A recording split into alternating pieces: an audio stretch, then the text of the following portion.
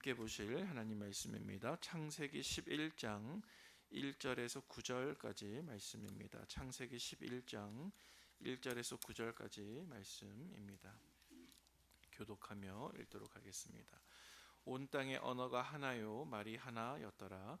이에 그들이 동방으로 옮기다가 신할 평지를 만나 거기 거류하며 서로 말하되 자 벽돌을 만들어 견고히 굽자 하고 이에 벽돌로 돌을 대신하며 역청으로 진흙을 대신하고 또 말하되 자 성읍과 탑을 건설하여 그 탑 꼭대기를 하늘에 닿게 하여 우리 이름을 내고 온 지면에 흩어짐을 면하자 하였더니 여호와께서 사람들이 건설하는 그 성읍과 탑을 보려고 내려오셨더라. 여호와께서 이르시되 이 무리가 한 족속이요 언어도 하나이므로 이같이 시작하였으니 이후로는 그 하고자 하는 일을 막을 수 없으리로다. 자 우리가 내려가서 거기서 그들의 언어를 혼잡하게 하여 그들이 서로 알아듣지 못하게 하자 하시고 여호와께서 거기서 그들을 온 지면에 흩으셨으므로 그들이 그 도시를 건설하기를 그쳤더라. 함께 읽겠습니다. 그러므로 그 이름을 바벨이라 하니 이는 여호와께서 거기서 온 땅의 언어를 혼잡하게 하셨음이니라. 여호와께서 거기서 그들을 온 지면에 흩으셨더라. 아멘. 오늘 함께 묵상할 말씀인 창세기 11장 1절에서 9절까지 말씀은 우리가 읽은 것처럼 바벨탑 사건을 다루고 있습니다. 노아의 후손들이 하나님을 대적하는 마음으로 탑을 높이 쌓습니다. 하지만 하나님께서는 그 탑을 멈추시고 사람들을 흩어 버리셨습니다. 바벨이라는 말의 뜻이 있는데 그 뜻은 혼잡하게 하다, 혼란하게 하다. 하나님께서 언어를 혼잡하게 하신 것을 뜻하는 것이죠. 그런데 1절 말씀 보시기 바랍니다. 눈으로 1절 말씀 보시면 원래 온 땅의 언어가 하나였습니다.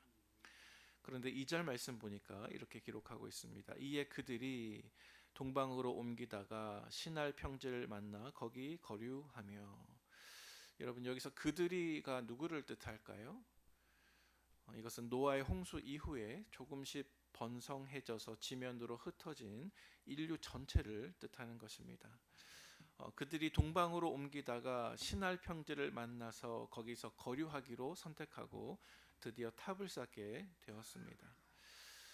여기서 노아의 후손들은 원래는 노아의 방주가 머물렀던 아라랏 산에서 시작하게 된 것이죠. 아마도 정확하진 않지만 터키 지역이라고 그렇게 해석을 하는데 그 터키 지역에서 점차 동쪽으로 이동합니다. 아마도 인구가 증가함에 따라서 인구를 지탱할 수 있는 새로운 지역을 찾아 나섰던 것 같습니다. 그런데 아직까지는 인류가 흩어지지 않고 모인 상태였습니다. 그들은 동쪽으로 이동하다가 오늘 말씀해 보니까 신할 평지를 만났다 그랬습니다. 성경학자들의 해석에 따르면 이 신할 평지는 지금의 이라크 지역으로서 유프라테스 강과 티그리스 강이 만나는 아주 윤택한 비옥하고 드넓은 평지라고 말을 하고 있습니다. 그런데 여기까지는 별 문제가 없었습니다. 그런데 노아의 후손들이 이렇게 신할 평지, 비옥하고 윤택한 땅을 만났을 때 그들은 하나님께 영광을 돌리거나 감사하지 않습니다. 오히려 그들은 하나님의 은혜와 정반대되는 행동을 하게 됩니다. 우리 다 같이 4절 말씀 같이 읽어보겠습니다. 시작. 또 말하되 자 성읍과 탑을 건설하여 그 탑 꼭대기를 하늘에 닿게 하여 우리 이름을 내고 온 지면에 흩어짐을 면하자 하였더니. 아멘. 자 여기 보면 4절 말씀에 탑, 꼭대기, 하늘, 이름 이러한 단어들이 계속 등장하고 있습니다. 이러한 단어들은 인간의 교만을 상징하는 것입니다. 특별히 하반절 말씀에 보니까 온 지면의 흩어짐을 면하자라는 구절이 쓰여 있습니다. 그런데 여러분 이 구절은 두 가지 측면에서 하나님의 뜻과는 정반대되는 불순종의 길이었습니다. 먼저 첫 번째로 이것은 하나님의 창조 명령 혹은 하나님의 문화 명령이라고 불리는 분명한 명령과 정반대되는 행동이었습니다. 창조 명령이 무엇입니까? 문화 명령이 무엇입니까? 창세기 1장 28절에 기록되어 있는 말씀입니다. 제가 봉독하면요. 하나님이 그들에게 복을 주시며 하나님이 그들에게 이르시되 생육하고 번성하여, 그 다음 구절 보시기 바랍니다. 땅에 어떻게 하라고 했습니까? 충만하라. 땅에 충만하라. 땅을 정복하라. 이것이 하나님께서 아담에게 주신 가장 첫 번째 명령이었습니다. 땅에 충만하라. 이것은 단순하게 인구를 늘려라 혹은 땅에 빈 곳을 채워 넣어라 이런 뜻이 아닙니다. 이것은 하나님의 형상인 인간이 온 지면에 흩어져서 하나님의 통치와 영광을 그 땅에 가득 세우게 하라라는 말씀입니다. 특히 노아의 홍수 이후에 하나님께서는 창세기 9장 1절 말씀에 다시 한번 똑같은 명령을 주셨습니다. 생육하고 번성하여 땅에 충만하라, 이렇게 말씀을 하셨습니다.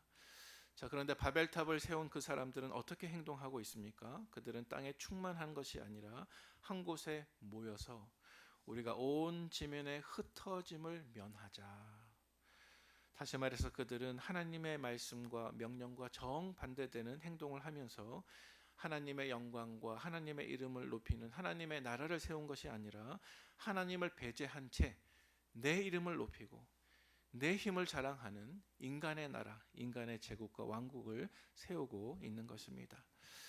또 두 번째로 오늘 본문 말씀 속에서 온 지면에 흩어짐을 면하자라고 말하는 이 행동을 보면 그들은 하나님의 약속에 대한, 또 하나님의 구원에 대한 불신에 빠져 있음을 볼 수가 있습니다. 지금 바벨탑을 짓는 이 사람들은 노아 홍수 이후의 사람들입니다. 그런데 하나님께서는 대홍수 이후에 노아와 그 아들들에게 다음과 같이 약속하셨습니다. 우리 창세기 9장 11절 말씀 같이 읽어보겠습니다. 시작.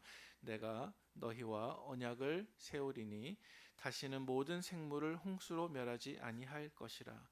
땅을 멸할 홍수가 다시 있지 아니하리라. 아멘. 하나님께서는 노아와 그 아들들에게 다시는 땅을 멸할 홍수가 있지 않을 것이라고 분명하게 약속하셨습니다. 하지만 지금 바벨탑을 세우고 있는 이 사람들은 하나님의 보호하심과 약속을 전혀 신뢰하지 않습니다. 그들은 노아의 홍수라고 하는 대심판의 기억 속에서 하나님의 보호하심보다 인간끼리의 결속이 우리를 더 안전하게 만들 것이라고 믿었습니다. 이것은 하나님을 구원자로 모시는 것이 아니라 하나님을 배제하고 인간 스스로가 자기에게 구원자가 되겠다는 것이죠. 그래서 이러한 모습을 반영하는 구절 가운데 하나가 오늘 본문 4절 말씀 속에서 그 탑 꼭대기를 하늘에 닿게 하여 우리의 이름을 내고, 하나님의 이름이 아닙니다. 우리의 이름을 내고, 그들은 영광을 하나님께 돌리지 않습니다. 하나님을 신뢰하지도 않습니다. 하나님을 왕으로 모시지도 않습니다. 그저 내 이름이 높아지기를 바라고 있는 것입니다.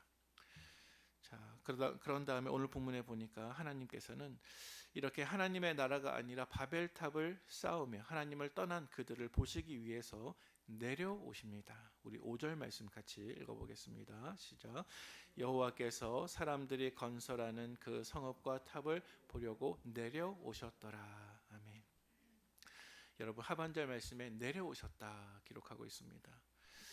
여기서 내려오셨다고 하는 것은 이중적인 의미가 있습니다. 먼저 첫 번째로 이것은 하나님의 거룩하신 비웃음입니다. 인간이 제 아무리 가장 높은 바벨탑을 쌓았다 할지라도 그 탑의 가장 높은 꼭대기조차도 하나님께는 너무나 낮아서 하나님은 내려오셔야 하신 것입니다. 하나님의 거룩하신 비웃음입니다. 두 번째로 이것은 하나님의 심판의 선언입니다. 사실 오늘 본문 말씀과 굉장히 비슷한 내용이 창세기 뒤쪽에 보면 창세기 18장 말씀 속에서 소돔에 대한 심판에 비슷한 말씀이 기록되어 있습니다. 창세기 18장 20절과 21절 말씀 우리 같이 한번 읽어보겠습니다. 시작.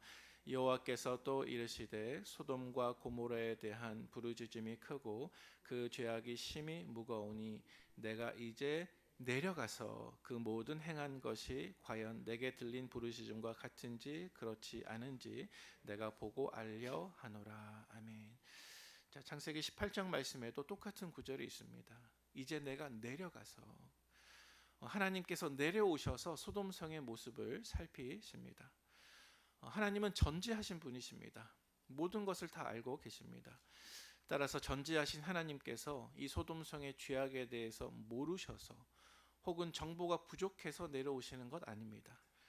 심판하시기 위해서 내려오시는 것입니다. 다만 심판하시기 전에 모든 것을 내가 보았고 확인했고, 따라서 내가 아무렇게나 심판하는 것이 아니라 공의롭게 심판한다는 것을 인간들에게 보여주는 것입니다. 결국 하나님께서는 이 바벨탑을 쌓은 사람들의 언어를 혼잡하게 하심으로써 그들을 다시 온 지면에 흩어버리십니다. 이제 말씀을 정리합니다. 우리 사랑하는 성도 여러분, 만약 우리에게 오늘 영적으로 세워야 할 탑이나 집이 있다고 한다면 그것이 무엇이겠습니까? 그것은 결코 바벨탑이 아닙니다. 우리가 세워야 할 집, 우리가 영적으로 세워야 할 탑은 반석 위에 놓여 있는 우리의 순종의 집이어야 할 것입니다. 우리가 세워야 할 집은 오직 예수 그리스도를 주춧돌로 각 마디마다 연결된 주님의 몸인 교회여야 할 것입니다. 내 이름을 높이는 바벨탑 대신 하나님의 이름을 높이는 순종의 집, 또 예수 그리스도의 복음을 높이는 주님의 몸된 교회를 세워나가는 우리 전주 북문교회 되기를 축복합니다.